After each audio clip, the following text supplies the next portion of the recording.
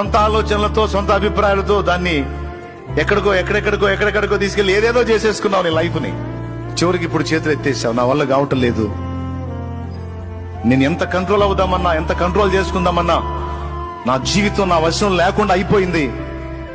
చివరికి ఒక ఘోరమైన ముగింపే నాకు, ఇక నా జీవితానికి ఇక నెమ్మది లేదు అనే పరిస్థితిలోకి నువ్వు వెళ్ళిపోయి ఉండొచ్చు. అయితే నీకు కూడా యేసయ్య మెల్లని స్వరం వినిపిస్తున్నాడు. నా ప్రియ కుమారుడా, నా ప్రియ కుమారి, భయపడదు.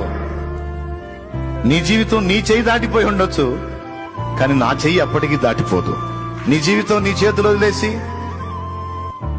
నా వైపు చూస్తున్నావు కదా, నేను నా కంట్రోల్లో తీసుకున్న నీ లైఫ్ని. నీ కలివిగాని వెన్నో నేను సాధించగలుగుతాను. నువ్వు నెరవేర్చాలనుకున్నవి నెరవేర్చలేకపోయినవెన్నో నేను నెరవేరుస్తాను.